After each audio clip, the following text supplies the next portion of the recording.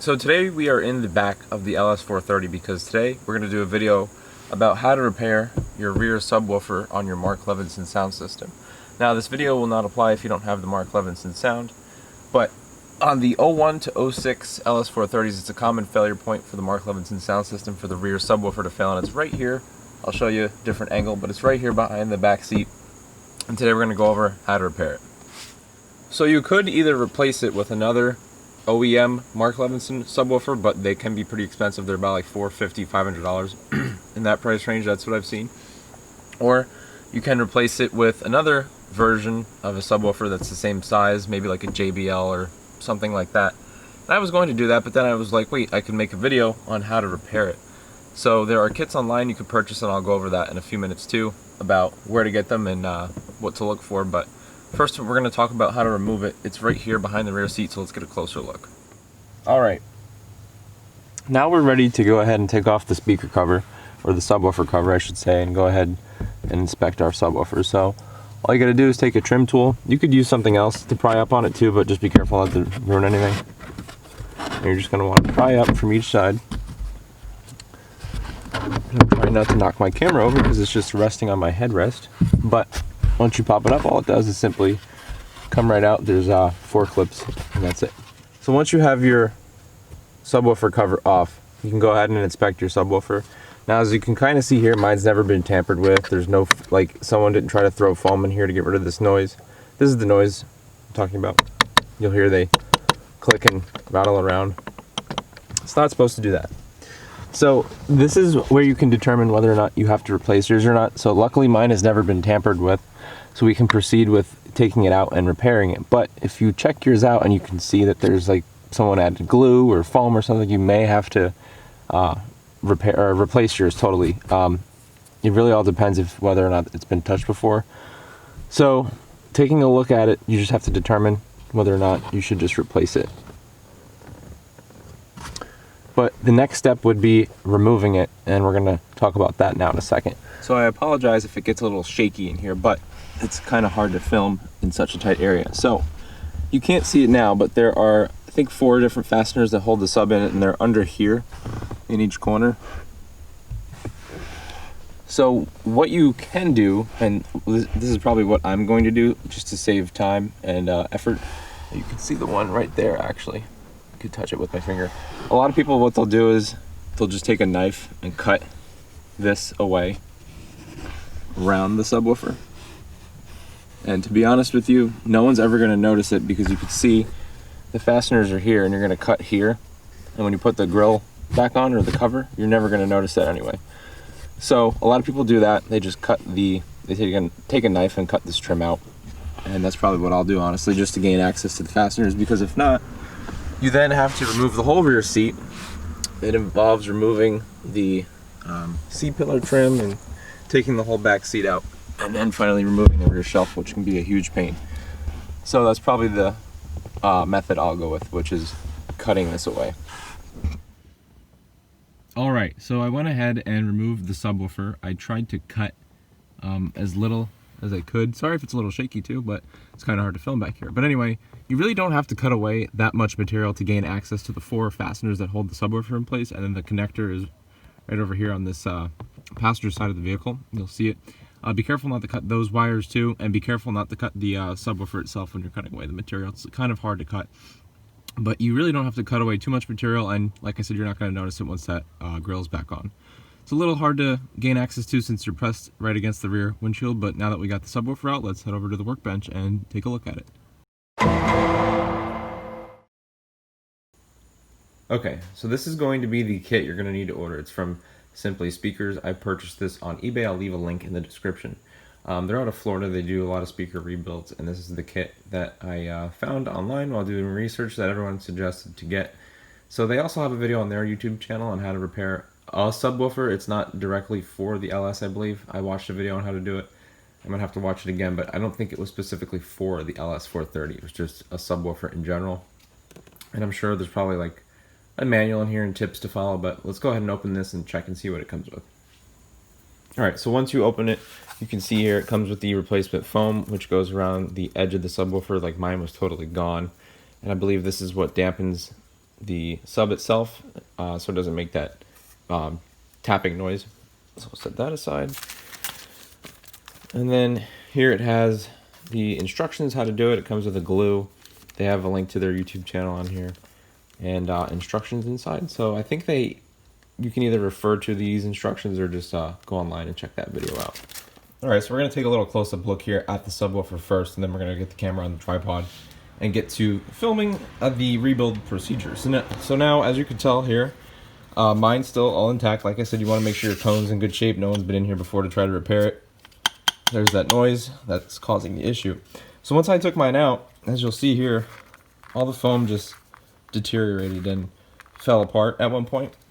It was actually sitting underneath of it in the car because it's all supposed to be in here surrounding it, and that's what prevents the speaker from tapping and making that noise. And that's what the kit comes with. Grab it here. See, it's supposed to be like that. That's the foam we're going to replace, but you have to take apart the sub from the plastic ring here. So that's what we're going to do next. So if you end up screwing this up at some point during the rebuild, what you can do is go on eBay. There's the part number for the subwoofer. Or you can contact your local Lexus dealer and then say WTF when they give you the price on a brand new one. But I've seen them on eBay.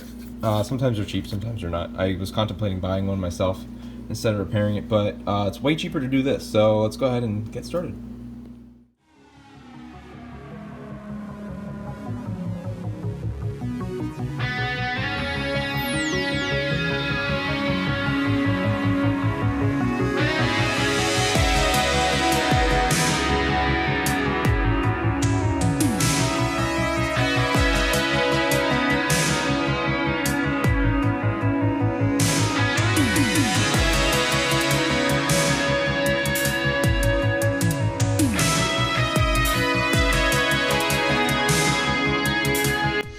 Okay, I know it might have been hard to see what was kind of going on here, so I'm going to go ahead and explain that. So what I did was I took some razor blades, my utility knife, and I just went around here like this, scraping the edges up, and you probably saw me wiping it. I used some rubbing alcohol and some Goo Gone, and you just want to make sure that you get enough of it off that you have a fresh mating surface for this new foam to rest on. And as you can tell, mine made a huge mess. I'm just going to take my vacuum cleaner up here when we're done and clean that off. So I tried rubbing alcohol and Goo Gone, and then what you want to do also is once you get, see, there's still some on here. Once you clean this surface up, you're going to kind of come in here and carefully, you saw me take my knife and just put a little slit in the foam. Don't push too hard because you're going to break the cone, but you want to get it so that you rip the foam, and then, now it's coming off actually, but you want to get it started so that you can peel the foam off just like I just did right now. So once you have both surfaces cleaned up, we are ready to install the new foam. So this made a huge mess. Yeah, I didn't expect that, but I'm gonna go ahead and practice here lining up the foam before we actually get to gluing it. So, all right, so that's how it's gonna sit. If you saw me too, you can push up from underneath here so you're not hitting the bracket, because you want to scrape this, and it's kind of hard to when it's sitting inside. So you can push up from underneath. So you want to make sure you have the the notch lined up when you're doing this. What I'm going to do is flip it over actually. I'm going to do the inside first. So what I'm going to do, set that like that. Take our kit, which came with the glue. Comes with a brush, their card if you want to reference their YouTube videos. That's how I learned how to do this, and the glue.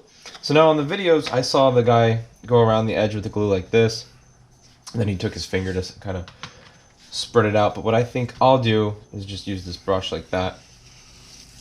See what works best. So, back to time lapse.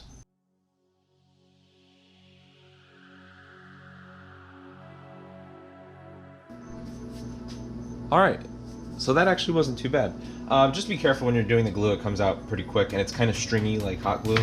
So spread that around, very skinny bead around, and then flip it over, sit it down, and as you saw I went underneath and pushed on both edges to let it sit to the cone. I guess I'll just go around and double check all my work here, make sure we don't have that. See, that noise is still there. Maybe that'll go away, I hope, when we glue the outer edge here. So now we want to let this sit for half an hour, so probably what I'll do here in the meantime is clean up all the mess it made, and we'll come back in half an hour and finish. Alright, so it's been half an hour since the cone was drying to the foam. Now we're going to take our glue and we're going to go around the outer part of it to glue the foam down to the frame of the subwoofer.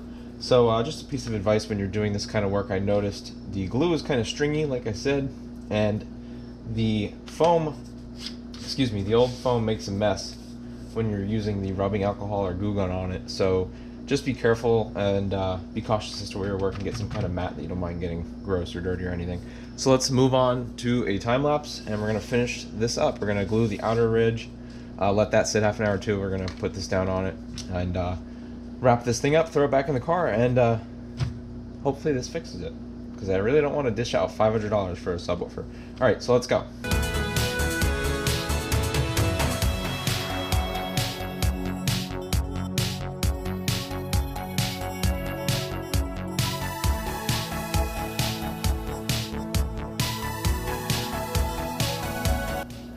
Alright, so that's pretty much all there is to it.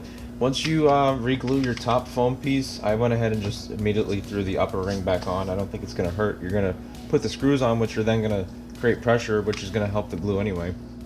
And this stuff just makes a big mess, so like I said, just be careful. It got all over the bottom here and I had to wipe it off.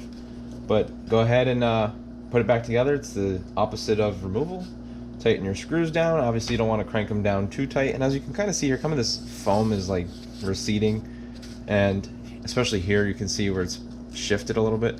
I might go ahead and just throw some extra foam there when I put it back in the car so it doesn't have any kind of future rattles. And then when you're putting the upper ring back together, just make sure you don't have your wires pinched in here too. There's like a little slot that they rest in. Excuse me. But yeah, that's pretty much it. I'm gonna let this dry another half an hour and put it back in the car before I put any kind of music through it, and I'll let you know how it works. Hopefully it fixes my rattle issue. I think so far, I think that's really going to, because if you tap it, it doesn't get that metallic noise like it was before, so I'm pretty confident in this repair. It's a lot better than dishing out hundreds of dollars for a new Mark Levinson subwoofer. And if you can find one that hasn't already been ruined, I guarantee you this is probably going to happen anyway, because it's such a common issue on these cars. But I'm not going to show throwing it back in the car because it's the same as the removal, just the opposite. And like I said, I'm pretty confident in this fixing it. And really it wasn't that hard. I was kind of afraid because I've never done anything like this before, but really it's not that bad. I think the hardest part is actually getting it out of the car and cutting away at the upper shelf if you decide to go that route, because otherwise you have to take everything apart and then drop it out. So you save a lot of time by cutting it. If you really don't want to do that, you can take the whole interior apart, but I don't see an issue since that grill is going to cover this and you're not going to see anything anyway. And I'm getting my car tinted, so even if you could see through the sunlight through the grill, now you're not going to, because I'm going to have my windows tinted. But yeah, it probably wouldn't help to install some extra foam here. As you can see, both sides are kind of receded, and that could probably cause some vibration noises too. But that's pretty much it. If you guys have any questions, feel free to ask. I don't mind helping out. This was pretty easy actually, and hope you all enjoyed this video. Leave a comment down below if you have one. Thanks for watching.